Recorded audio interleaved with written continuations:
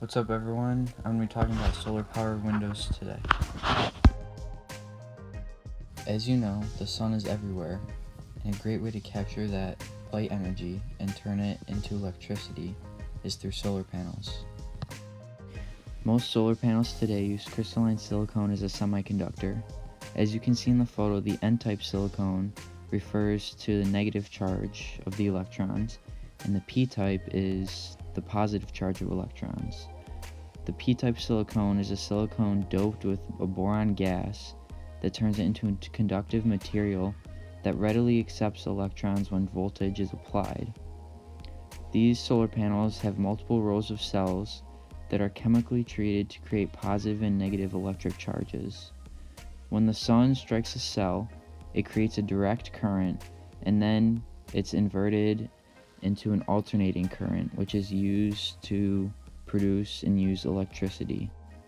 Here is another diagram that shows how the solar cells are composed of two layers of semiconductor material with opposite charges, positive and negative, and how when sunlight hits the surface of a cell, it knocks the electrons loose, which then travel through a circuit from one layer to another, providing the flow of electricity.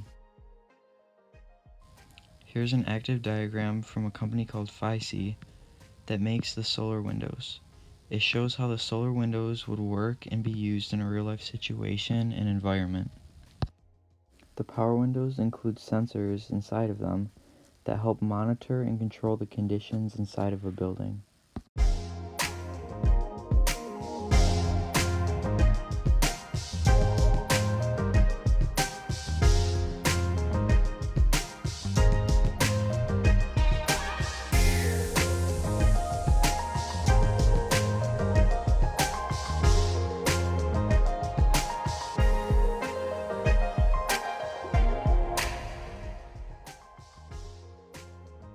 Here's a great example of what the sensors can monitor and control. It can tint the glass in a building so that not as much sunlight comes in, which in turn keeps the air conditioning down.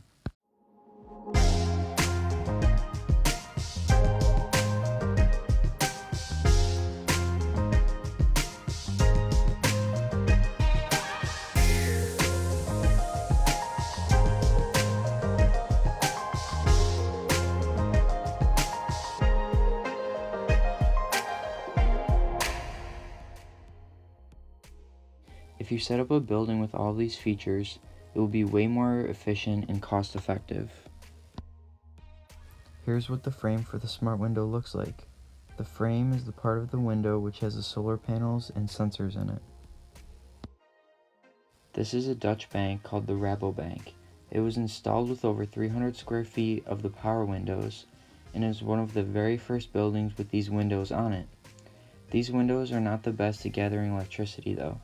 Since there are so few solar panels on each window, at the end of a sunny day, a building like the Rabobank has generated enough electricity to only fully charge a phone multiple times. My idea for this concept is to apply the smart windows to buildings in Rochester to help create a more eco-friendly, cleaner, and less wasteful environment. They would most likely work best on the first Federal Plaza building shown in this photo, since it contains so many windows. This would be a great start to a better future.